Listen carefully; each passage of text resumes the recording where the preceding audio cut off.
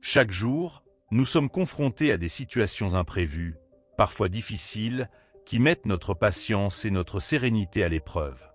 Dans ces moments, le stoïcisme nous offre des principes simples mais puissants pour garder l'équilibre et cultiver le bonheur, quelles que soient les circonstances.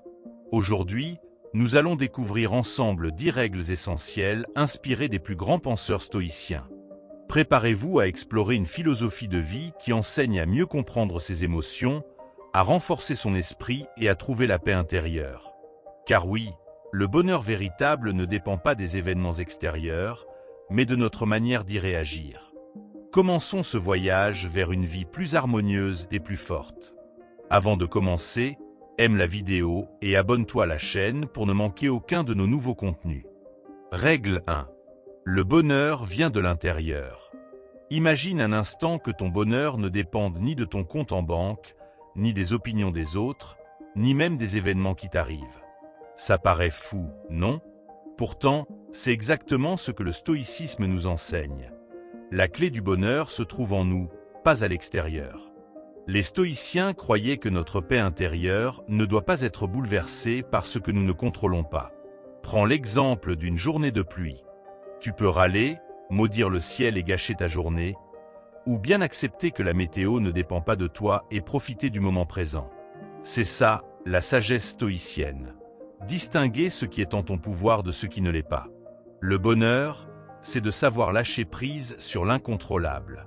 Beaucoup de gens croient qu'ils seront heureux quand ils auront plus d'argent, quand leur relation sera parfaite, quand ils voyageront. Mais le stoïcisme nous rappelle que cette attente est une illusion. Si tu relis ton bonheur à des conditions extérieures, tu seras toujours déçu, car le monde change sans cesse. La vraie liberté, c'est de ne plus en dépendre. Alors, comment faire pour cultiver ce bonheur intérieur? Commence par observer tes réactions. La prochaine fois qu'un problème survient, demande-toi, est-ce que je peux faire quelque chose? Si oui, agis. Sinon, libère-toi de l'inquiétude. Les stoïciens appelaient ça l'art de la sérénité. Ce n'est pas de l'indifférence, mais une force tranquille. Épicure, un autre philosophe, disait « Riche est celui qui se contente de peu ». Les stoïciens auraient ajouté « Heureux est celui qui ne laisse rien le perturber ». Tu veux un exercice simple? Chaque soir, note 3 choses que tu as appréciées dans ta journée, sans lien avec des biens matériels. Petit à petit, tu entraîneras ton esprit à voir la beauté en toi, pas ailleurs. Bien sûr, ça ne signifie pas qu'il faut ignorer les difficultés ou faire semblant d'être heureux.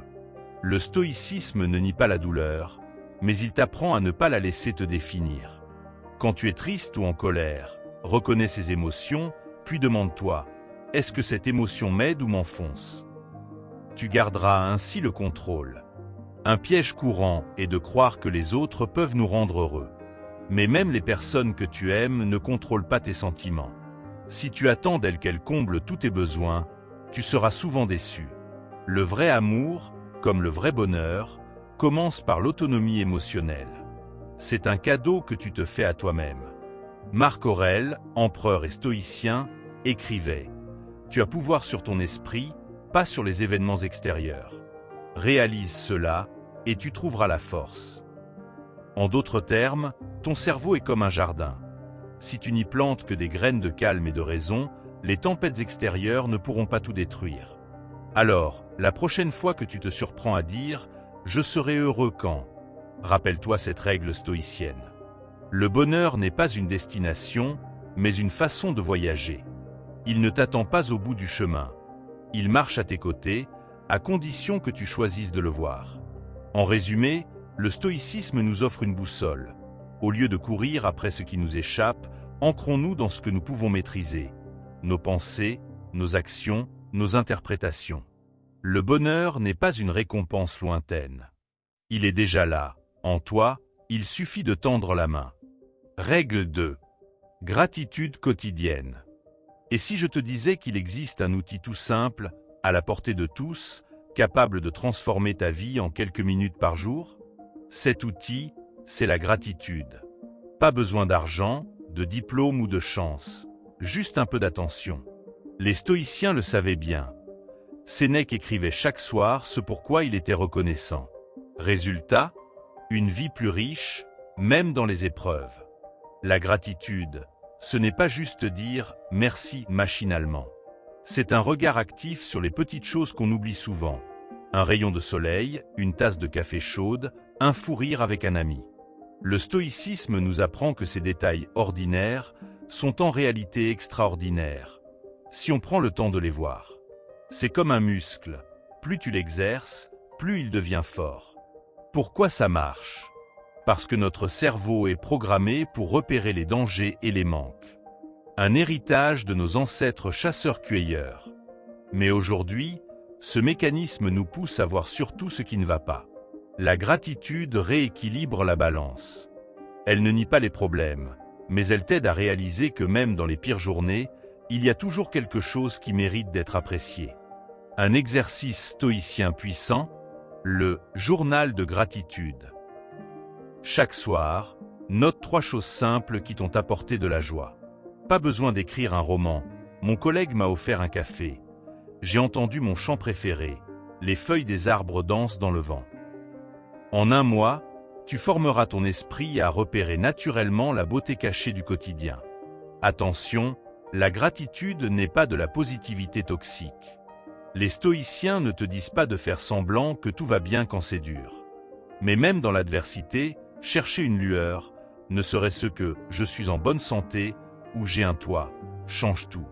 Comme une bouée dans la tempête, ça ne fait pas disparaître les vagues, mais ça t'empêche de couler. Regarde autour de toi. Combien de personnes ont ce que tu désires, sans en profiter? La voiture rêvée qui devient banale, le corps parfait qu'on trouve toujours imparfait. La gratitude brise ce cercle. Elle te rappelle que ce que tu possèdes déjà était autrefois un souhait. Marc Aurèle disait « Ne gâche pas ce que tu as en désirant ce que tu n'as pas. » Et si tu n'arrives pas à trouver de raison d'être reconnaissant, commence par le plus basique, je respire sans machine, je vois les couleurs, je peux marcher. Ces évidences sont en réalité des miracles. Un jeu d'enfant stoïcien. Imagine perdre une chose que tu tiens pour acquise, l'électricité, ton smartphone, ta vue, puis réalise à quel point ta vie en est remplie. La gratitude agit comme un bouclier contre 2 poisons modernes. La comparaison, il a plus que moi, et l'habitude, c'est normal. Elle te recentre sur ton propre chemin. Comme le disait Épictète, ne demande pas que les événements arrivent comme tu le veux, mais veux-les comme ils arrivent. En clair, chéris ce qui est, au lieu de pleurer ce qui pourrait être. Au début, ça peut sembler artificiel. Pourquoi noter que j'ai aimé mon repas? Mais avec le temps, tu développeras une vision du monde radicalement différente.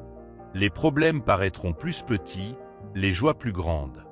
C'est ça, la magie stoïcienne. Transformer ton interprétation pour transformer ton expérience. Enfin, souviens-toi, la gratitude est un choix quotidien, pas un coup de chance. Personne ne peut te l'offrir, et personne ne peut te la prendre. Comme un jardin secret, elle fleurit dès que tu décides de l'arroser. Alors ce soir, avant de dormir, demande-toi, qu'est-ce qui, aujourd'hui, a illuminé ma vie sans que je m'en rende compte? La réponse t'étonnera. Règle 3. Vivre dans le présent. Combien de fois par jour es-tu vraiment là? Pas perdu dans tes souvenirs, pas angoissé par demain, mais pleinement présent à ce que tu vis? Nous passons notre temps à fuir le moment présent comme s'il était une salle d'attente ennuyeuse. Pourtant, c'est le seul endroit où la vie se déroule vraiment. Les stoïciens l'avaient compris, le présent est notre seule zone de pouvoir. Prends une simple tasse de café. Bien souvent, tu la bois machinalement en pensant à ta réunion de 10 heures, à la dispute d'hier, à ta liste de courses. Mais essaie ceci, sens la chaleur de la tasse dans tes mains, respire l'arôme, savoure la première gorgée comme si c'était la dernière. Ce petit exercice, c'est de la philosophie stoïcienne en action. Pas besoin de méditer pendant des heures. Juste être là, ici, maintenant. Le passé, c'est de l'encre séchée. Le futur, un brouillard incertain. Pourtant, nous gaspillons notre énergie à ruminer ce que nous ne pouvons plus changer et à anticiper des scénarios qui n'arriveront jamais. Marc Aurèle nous rappelle « Chacun de nous ne vit qu'au présent, ce bref instant. Le reste est déjà derrière ou peut-être jamais devant. » Une vérité simple mais révolutionnaire. L'anxiété moderne vient souvent de cette illusion que nous pourrions tout contrôler. Mais regarde la nature. L'arbre ne lutte pas contre le vent, il plie et danse avec lui. Le stoïcisme nous invite à cette même sagesse. Quand tu te surprends à t'inquiéter, demande-toi, est-ce que cette pensée m'aide dans ce moment précis? Sinon, reviens à ton souffle, à tes sensations. Le pouvoir est toujours dans l'instant. Certains croient que vivre dans le présent signifie ignorer les problèmes. C'est tout le contraire. Quand tu es pleinement présent, tu vois les solutions plus clairement. Un exemple, au lieu de stresser pendant des jours pour un examen, concentre-toi sur la page que tu étudies maintenant. L'action présente est le seul antidote réel à l'anxiété. Les enfants sont nos meilleurs maîtres en la matière. Observe un petit qui joue, il est tout entier dans son jeu, son rire est total. Ses larmes sont brèves. Il ne se dit pas « dans 2 heures, il faudra que je fasse une sieste ». Cette capacité naturelle, nous l'avons tous possédée. Le stoïcisme ne nous demande pas d'apprendre, mais de nous souvenir. Ta vie est faite de ces petits présents qui s'enchaînent. Le clavier sous tes doigts, le chant des oiseaux par la fenêtre, la sensation de l'air qui entre dans tes poumons. Chaque fois que tu remarques ces détails, tu t'entraînes à vivre. Comme le disait Sénèque, ce n'est pas que nous avons peu de temps, c'est que nous en perdons beaucoup. Un piège courant, croire qu'il faut attendre le week-end, les vacances ou la retraite pour enfin vivre. Mais la vérité est cruelle. Ceux qui ne savent pas vivre aujourd'hui ne sauront pas demain non plus. Le bonheur n'est pas une station terminus, c'est une manière de voyager. Le stoïcisme nous libère de cette attente perpétuelle. Alors comment pratiquer ? Commence petit. Choisis une activité quotidienne, te brosser les dents, marcher jusqu'à la boulangerie, et fais-en un rituel de présence. Quand ton esprit s'échappe, ramène-le doucement, comme on guide un enfant curieux. Sans jugement. C'est ça, la discipline stoïcienne. Revenir encore et encore à l'unique moment qui existe vraiment. En fin de compte, vivre dans le présent n'est pas une technique, mais un art de vivre. C'est comprendre que chaque instant contient toute la magie de l'existence, si nous daignons l'observer. Comme l'écrivait Épictète, ne cherche pas à ce que les événements arrivent comme tu le veux, mais veux-les comme ils arrivent. Le présent n'est pas un obstacle à ta vie. Il est ta vie. Règle 4. Éliminer les plaintes. Combien de minutes par jour passes-tu à te plaindre? À râler contre la météo, ton patron, les embouteillages ou ton voisin bruyant. Maintenant, imagine si tu pouvais transformer ce temps perdu en énergie positive. C'est exactement ce que les stoïciens proposent. Remplacer les plaintes stériles par des actions utiles ou une acceptation sereine. Un véritable changement de vie. Quand tu te plains, tu fais 2 choses dangereuses sans t'en rendre compte. D'abord, tu donnes du pouvoir à ce qui t'énerve. Ensuite, tu programmes ton cerveau à avoir davantage de problèmes. C'est comme arroser les mauvaises herbes de ton jardin mental. Marc Aurèle disait « Ce qui nous trouble, ce ne sont pas les choses, mais nos jugements sur les choses. » Profond, non? Voici un test stoïcien simple. Avant de te plaindre, demande-toi « Est-ce que je peux changer cette situation ?» Si oui, agis immédiatement au lieu de râler. Sinon, accepte-la avec élégance. Par exemple, au lieu de maudire la pluie qui a gâché ton pique-nique, soit tu trouves un plan B, pique-nique à l'intérieur, soit tu apprécies le son apaisant des gouttes. Les plaintes sont comme de la rouille pour l'âme. Elles rongent petit à petit ta joie de vivre et contaminent ton entourage. As-tu remarqué comme on se sent vidé après avoir passé du temps avec un éternel râleur? À l'inverse, les stoïciens cultivaient ce qu'ils appelaient l'ataraxie, une tranquillité d'esprit qu'aucune circonstance extérieure ne pouvait troubler. Pratique ce défi stoïcien pendant 24 heures. Pour chaque plainte qui te vient à l'esprit, trouve immédiatement soit une solution, soit un aspect positif. Tu verras comme c'est difficile au début. Mais avec le temps, tu reprogrammeras ton esprit. Au lieu de « ce travail est trop dur », tu penseras « comment puis-je le rendre plus facile ?» ou « au moins j'ai un travail ». Attention, ne pas se plaindre ne signifie pas tout accepter passivement. Les grands stoïciens comme Sénèque dénonçaient les injustices avec force. La différence? Ils agissaient au lieu de geindre. Ta plainte devient-elle une pétition, une conversation constructive ou une action? Sinon, elle ne sert à rien. Imagine que chaque parole négative que tu prononces est une petite dette envers ton bonheur futur. Plus tu accumules de plaintes, plus tu devras payer d'efforts pour retrouver ta joie.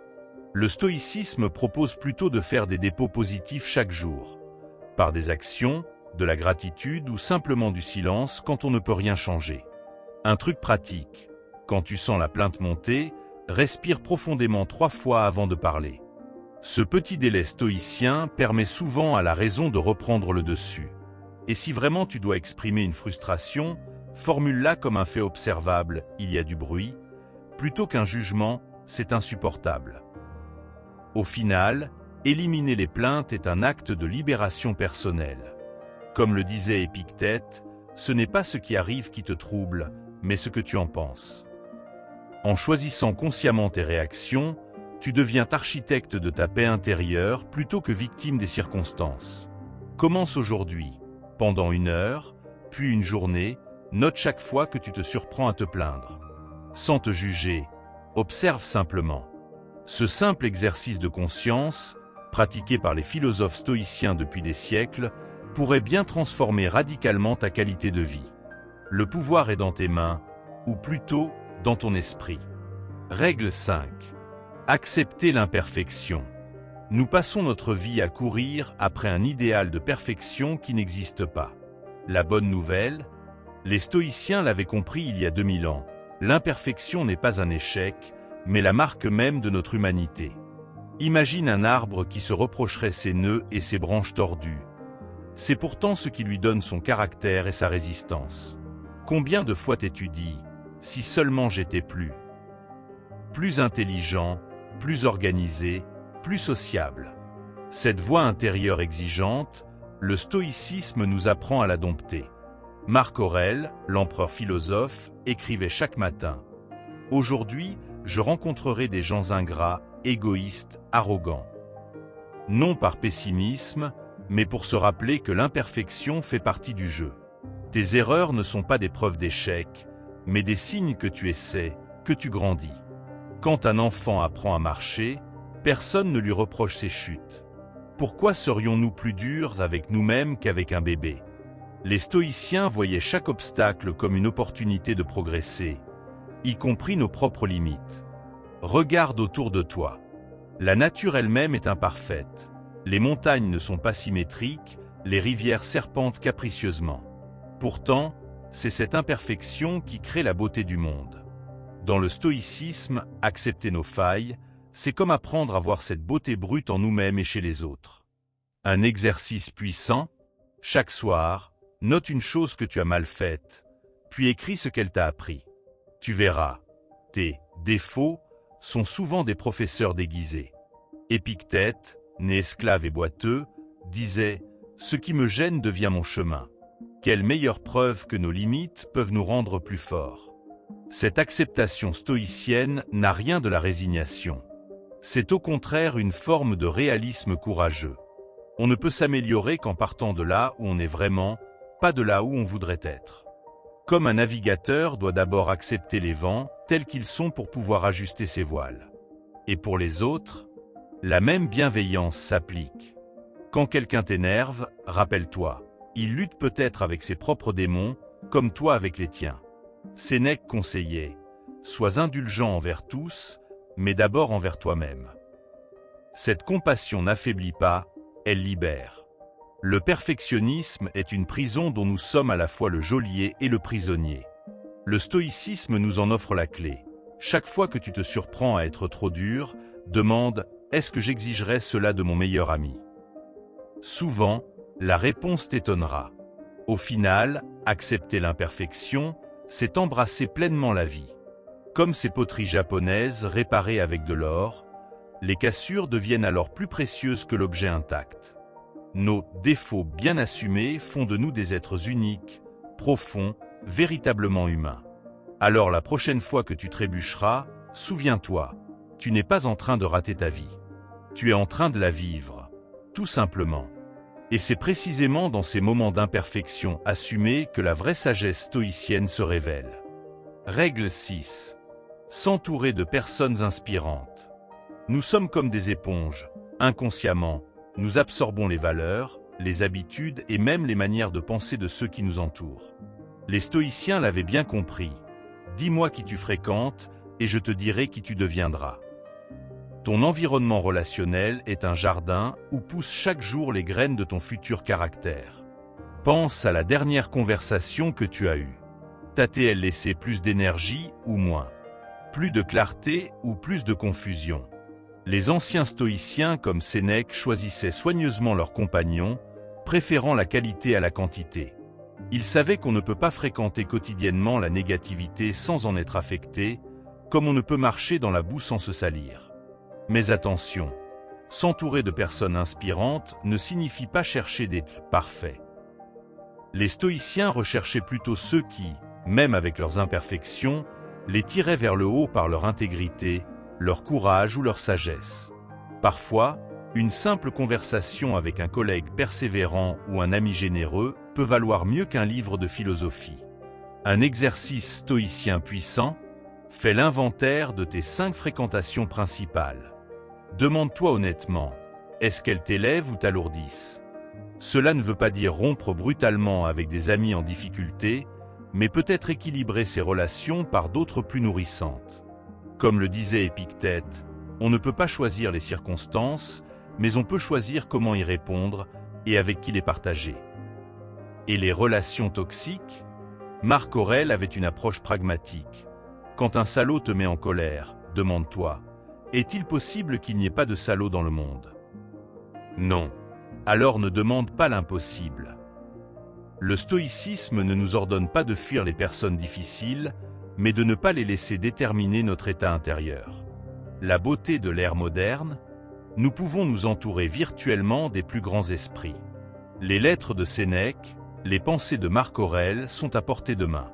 Un vrai stoïcien du XXIe siècle pourrait dire « Mes meilleurs amis sont morts depuis 2000 ans, mais leurs conseils vivent dans mon cœur chaque jour. » Pourtant, n'oublie pas, être entouré de personnes inspirantes implique aussi de devenir toi-même une telle personne. Le stoïcisme est un miroir. Avant de demander aux autres d'être meilleurs, travaillons à l'être nous-mêmes. Comme une pierre qui, en polissant une autre pierre, devient elle-même plus lisse. Dans les moments difficiles, ton réseau relationnel sera ton filet de sécurité. Les stoïciens insistaient sur l'importance d'avoir au moins une personne avec qui partager ses doutes philosophiques. Pas besoin de milliers d'amis superficiels. Quelques âmes compatissantes et authentiques valent mieux qu'une foule d'acclamations creuses. Alors aujourd'hui, pose-toi cette question stoïcienne. Si je devenais demain la moyenne des 5 personnes que je fréquente le plus, serais-je satisfait de qui je serais? La réponse pourrait bien être le déclic pour cultiver délibérément ton écosystème relationnel. Rappelle-toi, tu es le gardien de ton esprit, et cela inclut les influences que tu y laisses entrer. Comme un jardinier sage, choisis avec soin quelles plantes tu laisseras pousser près de toi, car certaines nourrissent, tandis que d'autres étouffent. C'est cela, la vraie maîtrise stoïcienne des relations.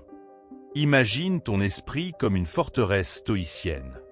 Chaque personne que tu laisses entrer apporte soit des provisions pour ton âme, soit des outils pour saper tes murs. Les anciens philosophes comparaient les mauvaises fréquentations à des vents toxiques, invisibles mais corrosifs. Pourtant, nous surveillons plus ce que nous mangeons que ce que nos oreilles entendent et notre cœur absorbe. Une vérité dérangeante. On finit par ressembler à ceux dont on critique le plus le comportement. Le stoïcisme propose une alternative radicale. Devenir un aimant à vertu plutôt qu'un miroir à vice. Prends l'exemple d'un simple repas entre amis. Avec certains, tu ressors gonflé d'idées et de projets. Avec d'autres, vidé par des commérages ou des plaintes stériles. La différence? L'alchimie invisible des valeurs partagées. Épictète conseillait, cherche ceux dont la simple présence te rappelle à ta meilleure version. Ces relations sont rares, mais une seule peut compenser 100 relations superficielles. Le paradoxe, plus tu cultives ta propre intégrité stoïcienne, plus ces âmes congruentes apparaissent naturellement sur ton chemin. Les stoïciens distinguaient 3 types de fréquentation. Celle qui t'enseigne, mentor, celle qui te challenge, père vertueux, et celle que tu guides, élève. L'équilibre entre ces 3 catégories crée un écosystème relationnel complet. Marc Aurèle avait son professeur Rusticus, ses pairs philosophes, et ses élèves auxquels il transmettait le savoir. Aujourd'hui, ton mentor pourrait être un podcast inspirant, ton père un collègue passionné, ton élève un jeune que tu coaches. La clé ? Activer consciemment ces 3 niveaux dans ton réseau. Attention aux pièges modernes, les relations numériques qui donnent l'illusion de la connexion sans la substance. Suivre 1000 influenceurs ne vaut pas une conversation profonde avec un vrai ami. Sénèque mettait en garde, beaucoup de gens vivent entourés sans jamais avoir de compagnie véritable. Le stoïcisme digital consisterait à purger régulièrement ses contacts virtuels comme on désencombre son esprit. Un test simple. Cette personne en ligne t'inspire-t-elle à agir ou juste à scroller passivement? Les relations toxiques les plus insidieuses? Celles qui sapent subtilement ta croissance sous couvert de réalisme. Tu n'y arriveras pas. Tout le monde triche. Pourquoi essayer? Ces phrases sont des poisons lents. Les stoïciens recommandaient l'antidote suivant. Pour chaque relation douteuse, trouve son opposé vertueux. Un collègue cynique, trouve un entrepreneur optimiste. Un ami défaitiste, fréquente un athlète persévérant. L'équilibre ne vient pas du rejet, mais du contrepoint conscient. Ton cercle stoïcien idéal devrait inclure ce que les anciens appelaient des miroirs francs. Ces personnes assez courageuses pour te dire tes vérités sans ménagement. Marc Aurèle remerciait les dieux pour les amis incapables de flatterie. Aujourd'hui, où trouver ces précieux contradicteurs? Dans des masterminds, des groupes de lecture, ou simplement en demandant à un proche de confiance « Où me vois-tu manquer à mes propres valeurs ?» Cette transparence radicale, bien que inconfortable, est un accélérateur de sagesse. Les stoïciens pratiquaient l'art discret du tri relationnel. Pas de drame ni de rupture spectaculaire, mais un recentrage progressif vers ce qui élève. Imagine ton temps social comme un budget. Investis 70% dans les relations nourrissantes, 20% dans celles neutres, et limite à 10% les interactions drainantes. Ce rééquilibrage silencieux change tout. Comme le notait Sénèque, personne ne peut penser clairement quand son esprit est envahi par des voix discordantes. Un exercice stoïcien méconnu, créer un « conseil des sages imaginaire ». Choisis 5 figures historiques ou contemporaines dont les valeurs t'inspirent. Lors d'une décision difficile, demande-toi « Que dirait X dans cette situation ?» Marc Aurèle invoquait ainsi les enseignements de ses maîtres décédés. Ta version moderne pourrait inclure un philosophe, un scientifique, un artiste, un panel intérieur qui contrebalance les influences extérieures moins vertueuses. Le paradoxe ultime, plus tu deviens stoïque dans ton authenticité, plus tu repousses naturellement les relations superficielles, et plus tu attires celles qui comptent vraiment. Comme un phare qui éloigne les navires inutiles tout en guidant ceux qui cherchent vraiment le port. Épictète résumait, construis d'abord ta citadelle intérieure, et tu reconnaîtras aussitôt qui mérite d'en franchir les portes.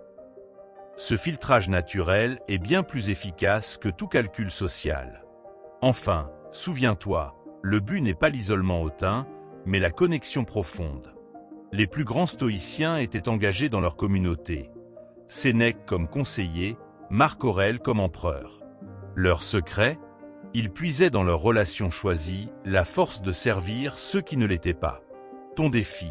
Bâtir un noyau dur de relations inspirantes qui te rendent assez fort pour rayonner bien au-delà, sans te laisser corrompre par la médiocrité ambiante.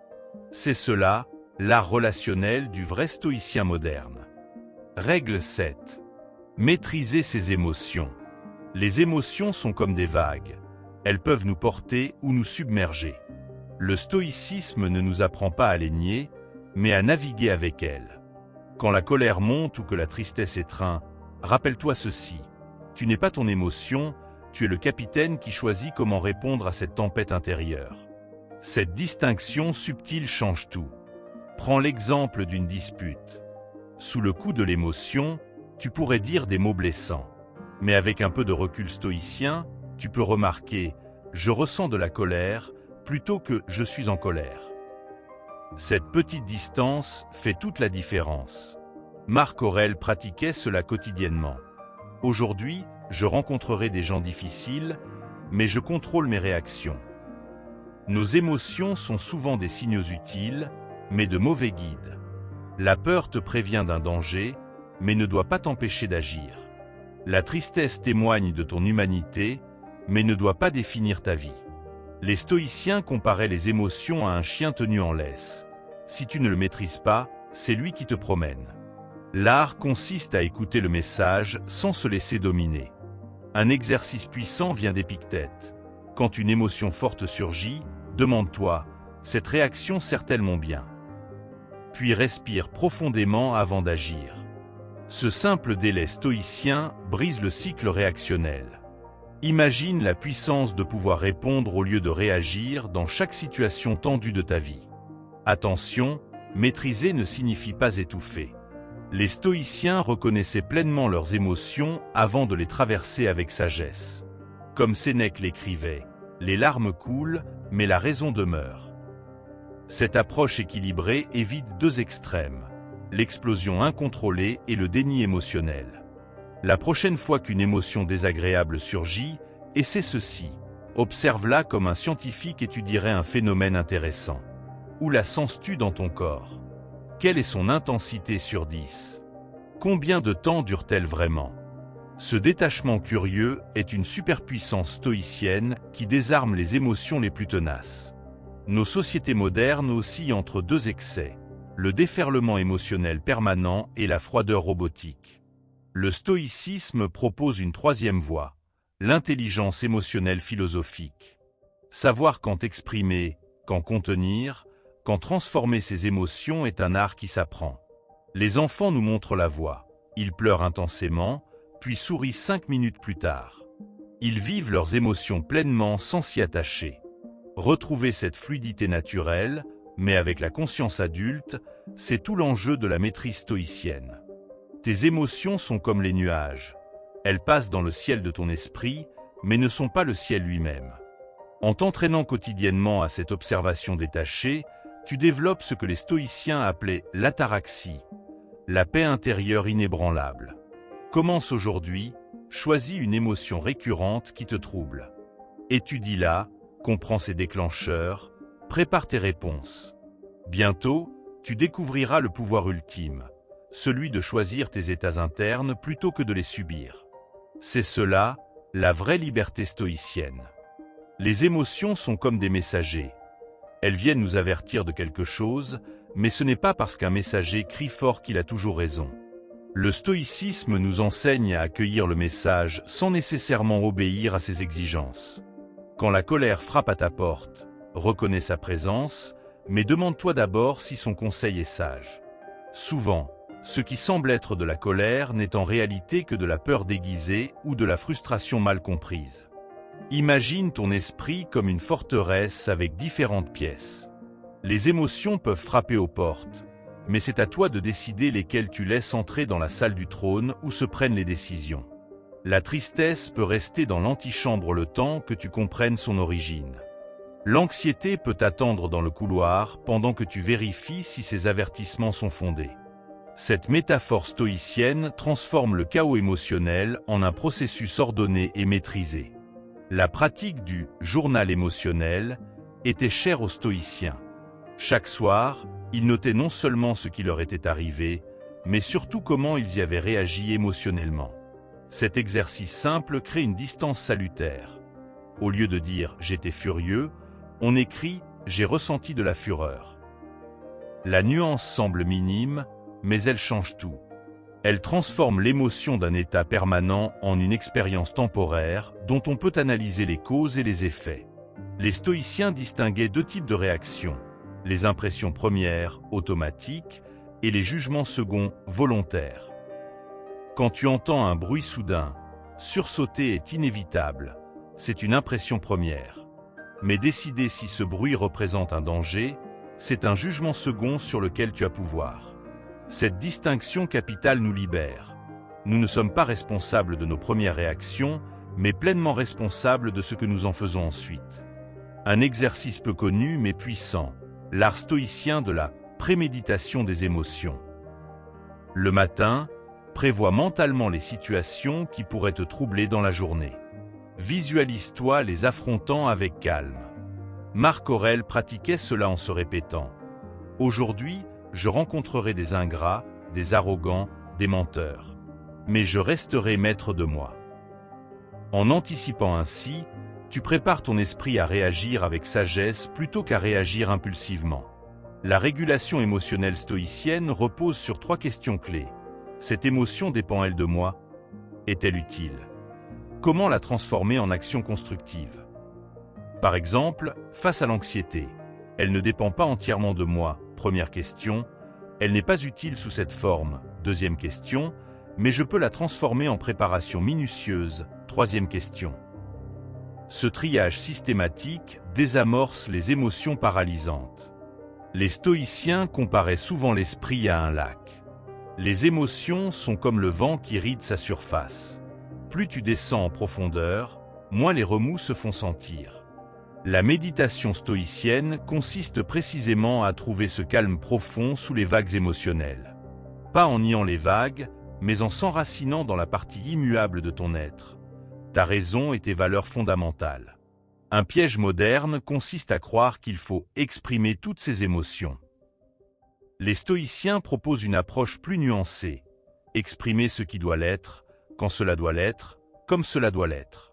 La colère peut être canalisée en détermination, la peur en prudence, la tristesse en compassion. Cette alchimie émotionnelle ne vient pas naturellement. Elle s'apprend et se pratique comme n'importe quel autre art. La métathésie, concept stoïcien méconnu, est l'art de transformer une émotion en son contraire. Face à l'adversité, au lieu de la subir, on peut y voir une opportunité de progresser. Face à la critique, au lieu de se braquer, on peut y trouver matière à s'améliorer. Cet exercice ne consiste pas à se mentir à soi-même, mais à choisir délibérément l'interprétation la plus constructive d'une situation donnée. Enfin, rappelons-nous que même les plus grands stoïciens ressentaient des émotions intenses. Ce qui les distinguait, c'était leur capacité à maintenir ce qu'ils appelaient l'hégémonikon, le centre de commandement de l'âme. Même dans la tourmente, une partie d'eux restait observatrice et décisionnaire. C'est cette petite voix intérieure qu'il s'agit de cultiver. Celle qui, au plus fort de la tempête, peut encore murmurer « Ceci aussi passera », et en attendant, voici comment naviguer. Règle 8. Pratiquer le détachement. La vie ressemble à un fleuve où nous nous accrochons désespérément aux branches en espérant arrêter le courant. Le stoïcisme nous apprend plutôt à lâcher prise et à nager avec grâce. Ce détachement n'est pas de l'indifférence, mais une forme supérieure de liberté. Pouvoir apprécier toute chose sans en devenir prisonnier. Comme un bon hôte qui savoure la compagnie de ses invités tout en sachant qu'ils partiront un jour. Prends l'exemple d'un objet auquel tu tiens particulièrement. Les stoïciens proposaient cet exercice radical. Imagine-le déjà perdu ou brisé. Cette préméditatio malorum, préméditation des mots, ne vise pas à gâcher ton plaisir, mais à t'apprendre à le savourer pleinement tout en restant intérieurement libre. Marc Aurèle lui-même, empereur tout-puissant, se répétait « Tout ce qui te réjouit aujourd'hui, souviens-toi que tu devras t'en séparer. » Nos souffrances viennent rarement des choses elles-mêmes, mais de l'idée que nous ne pourrions pas vivre sans elles. Le détachement stoïcien consiste à remplacer « je dois absolument avoir ceci » par « je préférerais avoir ceci, mais je peux être heureux sans ». Cette nuance change tout.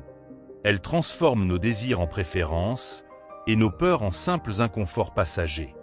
Les relations illustrent parfaitement ce paradoxe. Plus nous essayons de contrôler et de posséder l'autre, plus nous l'étouffons et souffrons. Le véritable amour stoïcien ressemble à celui d'un jardinier pour ses fleurs. Il les chérit sans chercher à les clouer au sol pour qu'elles ne fanent jamais. Épictète disait « Embrasse tes enfants, mais dans ton fort intérieur, dis-toi qu'un jour tu devras les rendre. » Cette pensée rend chaque moment plus précieux, non plus menaçant. Le statut social est peut-être l'attachement le plus illusoire. Combien de personnes se définissent par leur titre professionnel pour se retrouver dévastées lors d'un licenciement? Les stoïciens pratiquaient régulièrement l'exercice de pauvreté.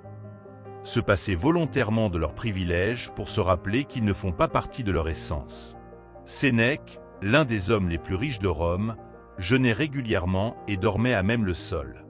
Un piège moderne consiste à confondre détachement et désengagement. Le stoïcien n'est pas un spectateur froid de sa propre vie, mais un acteur pleinement investi qui sait que la pièce est éphémère. Il joue son rôle avec passion, tout en conservant la conscience que ce n'est qu'un rôle. Cette double conscience, être dans le monde sans être du monde, est le sommet de la sagesse pratique. La nature nous enseigne constamment ce détachement. Les arbres lâchent leurs feuilles en automne, les fleurs se fanent après avoir éclaté, les nuages se dispersent après avoir plu. Notre résistance à ce flux naturel est la source principale de nos souffrances. Les stoïciens voyaient dans l'observation de la nature le meilleur manuel de vie. Tout ce qui naît doit mourir, tout ce qui s'assemble se disperse, et c'est précisément cette impermanence qui donne sa saveur à l'existence. Pratiquer le détachement au quotidien peut commencer par des exercices simples. Prêter un objet auquel on tient, changer ses habitudes, se remémorer régulièrement que nos proches sont mortels. Ces pratiques ne visent pas à créer de la tristesse, mais à développer une gratitude intense pour l'instant présent. Comme le notait Marc Aurèle, ne vis pas comme si tu avais 1000 ans devant toi. La mort pend au-dessus de ta tête. Tant que tu vis, tant que c'est possible, sois vertueux. Le détachement ultime est peut-être celui de notre propre image. Combien souffrons-nous par peur du jugement, par besoin de reconnaissance? Les stoïciens recommandaient de se voir comme un acteur jouant son rôle au mieux, mais indifférent aux applaudissements ou aux sifflets. Supprime ton opinion sur ce qui semble te blesser, écrivait Marc Aurèle, et tu te tiendras inébranlable. En fin de compte, le détachement stoïcien est un acte de confiance en la vie elle-même. Croire que quoi qu'il arrive, perte, échec, deuil, nous conservons notre capacité à choisir notre attitude et à trouver en nous-mêmes les ressources pour continuer. Ce n'est pas la mer qui doit devenir calme, c'est nous qui devons apprendre à naviguer dans les tempêtes. Voilà le véritable ancrage que rien ni personne ne pourra jamais nous enlever. Le détachement stoïcien commence par un constat simple. Tout ce que nous possédons ne nous est que prêté. Nos biens, nos relations, même notre corps, nous n'en sommes que les gardiens temporaires. Cette conscience transforme radicalement notre rapport au monde. Au lieu de dire « c'est à moi », le sage stoïcien pense « c'est avec moi pour un temps ». Cette nuance subtile libère d'une grande part de nos angoisses existentielles tout en intensifiant notre gratitude pour ce que nous avons. Un exercice puissant des anciens stoïciens consistait à contempler régulièrement la vue d'en haut, imaginer la Terre depuis le cosmos, avec ses empires et ses drames réduits à l'insignifiance. Cette perspective cosmique rendait évident le caractère éphémère de toutes nos possessions et préoccupations. Nos attaches les plus fébriles paraissaient alors ce qu'elles sont vraiment. Des jeux d'enfants dans le vaste théâtre de l'univers. Pourtant, loin de mener au nihilisme, cette pratique approfondissait leur engagement dans l'instant présent. Le détachement ne signifie pas l'absence de désir, mais la liberté par rapport au désir. Les stoïciens distinguaient soigneusement les préférences qui guident nos choix des attachements qui asservissent notre paix intérieure. On peut préférer la santé à la maladie, le confort à l'inconfort, sans pour autant faire dépendre son bonheur de ses conditions. Cette distinction est la clé pour naviguer dans le monde sans en devenir l'esclave. Nos sociétés modernes cultivent l'illusion du contrôle permanent. Tout doit être assuré, garanti, sécurisé. Les stoïciens voyaient là une source majeure de souffrance. Leur alternative, développer ce qu'ils appelaient l'amor fati, l'amour du destin. Non pas une résignation passive, mais un accueil actif de tout ce que la vie apporte, y compris ses revers. Ce qui nous arrive importe moins que la façon dont nous choisissons de le traverser. La pratique du dépouillement volontaire était courante chez les stoïciens. Sénèque, bien que riche, vivait périodiquement comme un pauvre. Ces jours de simplicité avaient un double bénéfice. Il rappelait que le nécessaire est toujours à portée de main et il libérait de la peur de perdre. Aujourd'hui, on pourrait pratiquer cela en se passant temporairement de smartphone, en voyageant léger ou en faisant l'expérience délibérée de la sobriété. Le détachement relationnel est peut-être le plus difficile. Les stoïciens recommandaient d'aimer comme si l'autre pouvait disparaître demain, non par morbidité, mais pour intensifier la présence. Une relation détachée est paradoxalement plus profonde. On aime la personne pour elle-même, non pour ce qu'elle nous apporte. Cette qualité d'amour, libérée de la possessivité, devient à la fois plus légère et plus durable. Un piège courant consiste à croire que le détachement mène à une vie terne et sans saveur. C'est l'inverse qui est vrai. En cessant de s'accrocher, on goûte pleinement chaque expérience. Comme un promeneur qui admire des fleurs sans besoin de les cueillir, le stoïcien savoure les plaisirs de la vie sans l'angoisse de les perdre. Ce non-attachement est la condition même d'une joie pure et inaltérable. Le travail est un domaine où le détachement stoïcien montre toute sa pertinence. Se détacher des résultats tout en s'engageant pleinement dans l'action, voilà l'art du professionnel sage. Les échecs deviennent des leçons, les succès des occasions de gratitude passagère, et l'activité elle-même sa propre récompense. Cette attitude préserve du burn-out comme de la vanité, tout en maintenant une excellence constante. La mort est le miroir ultime du détachement. Les stoïciens la méditaient non comme une menace, mais comme le rappel le plus puissant de l'impermanence. Fais de chaque jour comme si c'était le dernier, disait Marc Aurèle. Cette conscience aiguë de la finitude ne diminue pas la vie. Elle lui donne au contraire son intensité et son prix. Ce qui compte n'est pas la durée, mais la qualité et la justesse de notre existence. En définitive, le détachement stoïcien est un acte de confiance radicale dans la raison universelle. Si tout change et passe, c'est selon un ordre et une logique qui nous dépassent. Notre tâche n'est pas de tout retenir, mais de danser avec grâce avec le flux de la vie. Comme le note Épictète, ne demande pas que ce qui arrive arrive comme tu veux, mais veuille que les choses arrivent comme elles arrivent, et tu seras heureux. Règle 9. Trouver la force dans l'adversité. La vie nous teste constamment, et ces épreuves ne sont pas des punitions, mais des occasions de grandir. Les stoïciens croyaient que chaque obstacle cache une leçon. Au lieu de maudire nos difficultés, nous pouvons les voir comme des exercices pour notre caractère. Imaginez un athlète qui s'entraîne. Plus l'effort est intense, plus il devient fort. La même logique s'applique à notre esprit. Quand tout semble s'effondrer autour de vous, c'est là que votre véritable force peut émerger. Le stoïcisme nous enseigne que nous ne contrôlons pas ce qui nous arrive, mais toujours notre réaction. Une tempête peut briser un arbre fragile, mais elle renforce les racines de celui qui est solide. Vos défis ne vous définissent pas, c'est votre façon d'y répondre qui compte. Et cela, personne ne peut vous le prendre. Certaines personnes fuient les problèmes, espérant une vie sans heurts. Mais une existence sans obstacles est comme une mer sans vagues, calme, mais sans profondeur. Les épreuves révèlent ce que nous valons vraiment. Si vous traversez une période difficile, demandez-vous « Comment cela peut-il me rendre meilleur ?» Cette simple question change tout. La résilience n'est pas innée, elle se construit. Comme un muscle, elle a besoin de résistance pour se développer. Les stoïciens pratiquaient même des exercices mentaux pour s'habituer à l'inconfort.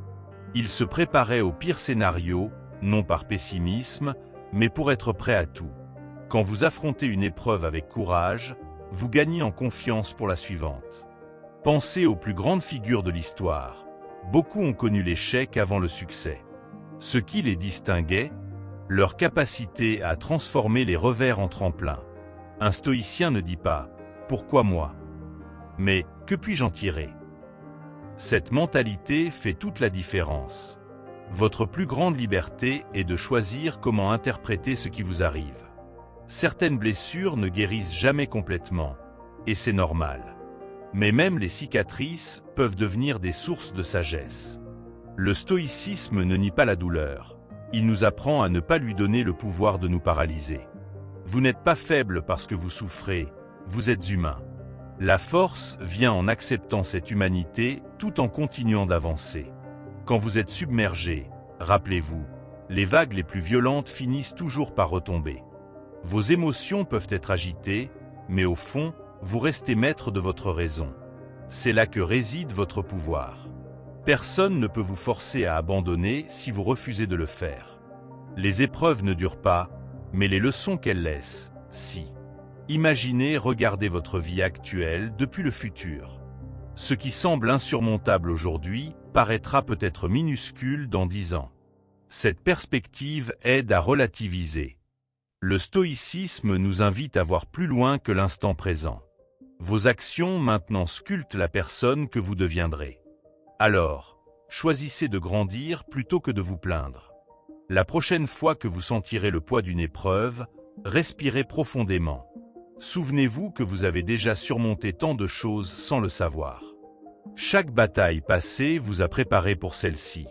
Vous êtes plus fort que vous ne le croyez, simplement parce que vous êtes encore debout. Et cela, en soi, est une victoire. Enfin, rappelez-vous cette vérité stoïcienne. Ce n'est pas ce qui vous arrive qui compte, mais l'histoire que vous en racontez. Une même situation peut briser une personne et en fortifier une autre. Tout dépend du regard que vous posez dessus. Alors, choisissez de voir dans l'adversité non pas un ennemi, mais un professeur exigeant, mais juste. Quand vous observez une graine pousser, elle doit traverser la terre dure avant de voir la lumière. Sans cette résistance, elle resterait faible, incapable de supporter le vent. Nous fonctionnons de la même manière.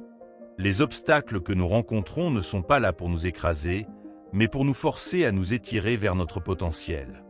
Le stoïcisme nous rappelle que la nature elle-même utilise la friction pour créer la force. Alors, la prochaine fois que vous sentirez la pression, imaginez-vous comme cette graine, en train de devenir quelque chose de plus grand, malgré les apparences. Il est facile de croire que les gens forts n'ont jamais peur ou ne doutent jamais. Mais la vérité est tout autre.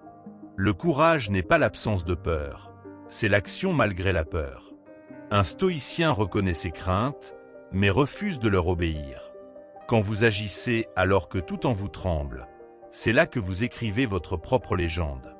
Vos doutes ne sont pas vos ennemis, ce sont des signaux qui vous poussent à vérifier votre détermination. Écoutez-les, mais ne les laissez pas prendre les commandes. Parfois, l'adversité frappe là où l'on est le plus vulnérable. Une trahison, une perte, un échec cuisant. Dans ces moments, il est tentant de se dire « je ne mérite pas ça ». Mais posez-vous cette question. Et si c'était exactement ce dont j'avais besoin? Bien sûr, cela semble dur à avaler. Pourtant, regardez en arrière. Vos pires moments vous ont-ils laissé uniquement des blessures ou aussi des outils pour mieux vivre? Le stoïcisme ne minimise pas la souffrance, il l'utilise comme combustible. Imaginez un forgeron qui martèle le métal. À chaque coup, le métal semble souffrir, mais en réalité, il se purifie et prend forme. Nous sommes ce métal, et les épreuves sont le marteau. Sans cette transformation douloureuse, nous resterions bruts, incapables de tenir face aux défis futurs. Quand vous traversez une période difficile, visualisez-vous en train de devenir plus résistant, plus précis, plus utile. Ce n'est pas une punition, c'est un processus sacré. Certains jours, vous aurez l'impression que l'univers conspire contre vous. Tout ira mal, et vos efforts sembleront vains. C'est normal. Même les plus grands stoïciens avaient des jours sans. La différence? Ils savaient que ces moments passeraient, et que leur devoir était simplement de tenir bon. Comme un arbre dans la tempête, ils pliaient sans rompre. Vous n'avez pas besoin d'être héroïque tous les jours. Juste fidèle à vos principes, même dans l'obscurité. La société nous enseigne à éviter la douleur à tout prix, comme si elle était un malfaiteur. Mais en fuyant l'inconfort, nous appauvrissons notre expérience. Les stoïciens comprenaient que certaines leçons ne s'apprennent que dans l'arène de l'adversité. Si vous voulez développer la patience, vous aurez besoin de délais frustrants. Pour cultiver la persévérance, il vous faudra des obstacles récalcitrants. Ne maudissez pas ces professeurs silencieux. Quand vous êtes submergé, faites cette pause stoïcienne. Respirez et demandez-vous, quelle est la prochaine petite étape? Pas le plan grandiose, juste l'action immédiate et réalisable. Souvent, c'est en vous concentrant sur ce petit pas que vous retrouverez votre puissance. Les montagnes se gravissent une pierre à la fois. Et parfois, ce simple mouvement vers l'avant suffit à dissiper l'illusion de l'impuissance. Les autres peuvent vous critiquer, vous abandonner ou douter de vous. Mais voici un secret stoïcien. Leur opinion n'a de pouvoir que celui que vous lui donnez. Quand vous faites face à l'adversité sociale, rappelez-vous que votre valeur ne dépend pas des applaudissements ni des huées. Elle réside dans votre intégrité, votre effort et votre capacité à rester debout malgré les vents contraires. Personne ne peut vous enlever cela, sauf vous. Il y aura des jours où vous trébucherez, où vos vieilles peurs reviendront. Ne vous jugez pas trop sévèrement. La croissance n'est pas une ligne droite, mais une spirale.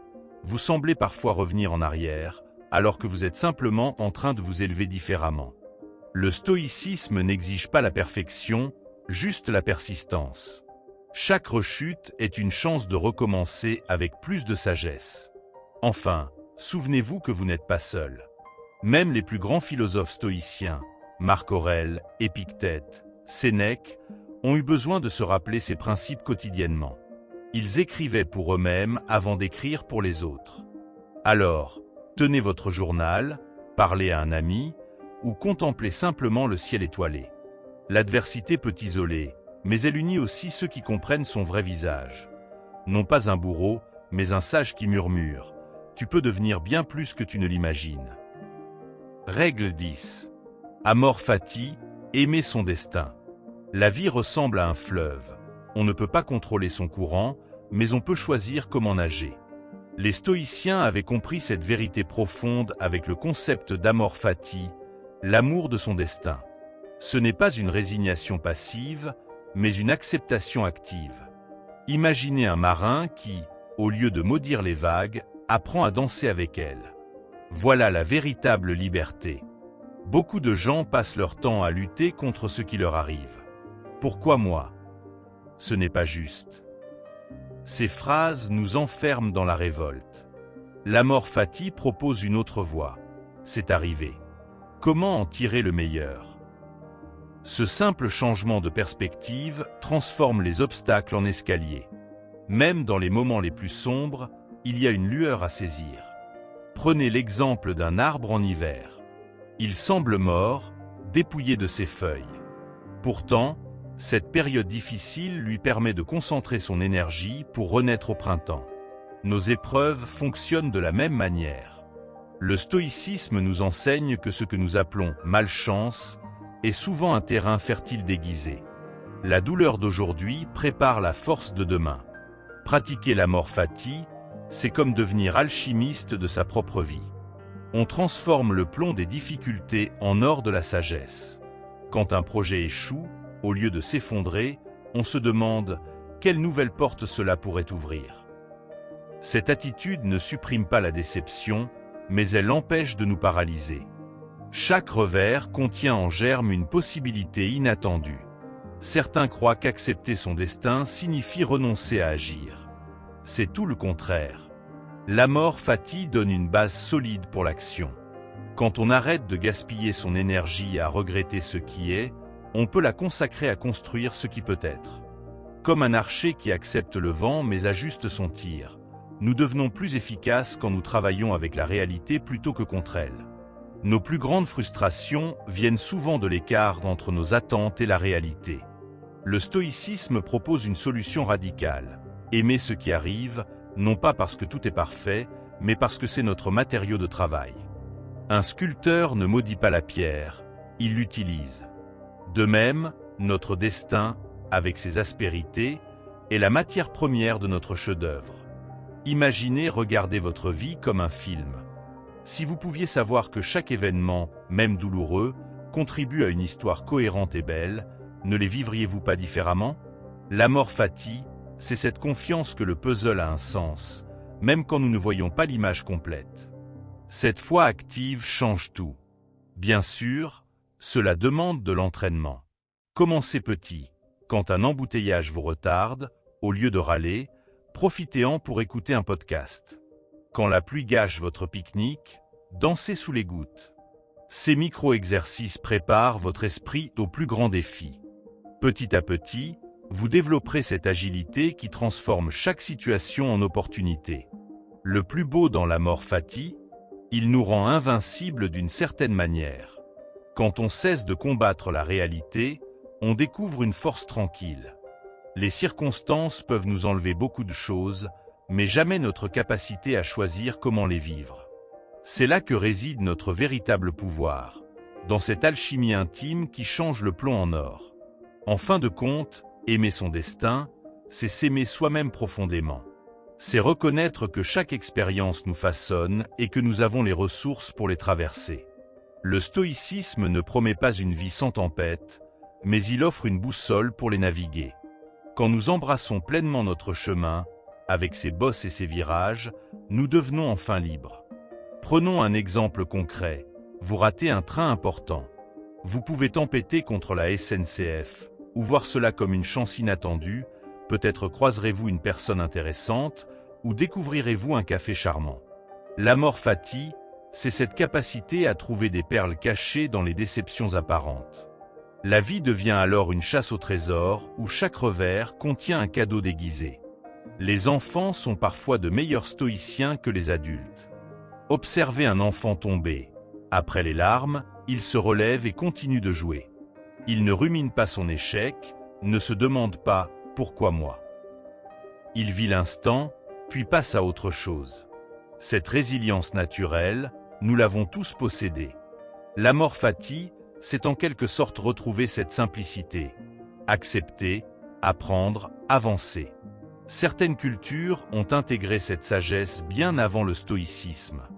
Les Japonais avec le wabi-sabi voient la beauté dans l'imperfection. Les Scandinaves pratiquent le hygge en trouvant du réconfort dans les temps difficiles. Ces philosophies nous rappellent une vérité universelle. Le bonheur ne dépend pas des circonstances parfaites, mais de notre regard sur elles. Quand vous regardez les étoiles, vous ne leur reprochez pas d'être trop loin ou trop froides. Vous les admirez simplement pour ce qu'elles sont. Et si nous apprenions à regarder nos vies avec cette même neutralité bienveillante? L'amor fati, c'est cette posture d'observateur émerveillé devant le spectacle parfois chaotique, mais toujours riche, de notre existence. Les personnes qui ont surmonté de grandes épreuves témoignent souvent d'une étrange gratitude. Cette maladie m'a appris à vivre. Ce deuil m'a rendu plus humain. Ce n'est pas masochisme, mais reconnaissance que certaines vérités ne s'acquièrent que dans la douleur. Le stoïcisme nous prépare à cette sagesse paradoxale. Ce qui nous brise peut aussi nous révéler. Pratiquez un exercice simple. Chaque soir, notez un événement négatif de votre journée et cherchez un bénéfice caché. Un retard, l'occasion de respirer. Une dispute, une leçon de communication. En 3 semaines, votre cerveau commencera automatiquement à repérer ces lueurs dans l'obscurité. Vous reprogrammerez votre regard selon les principes stoïciens. La nature nous donne 1000 exemples d'amor fati.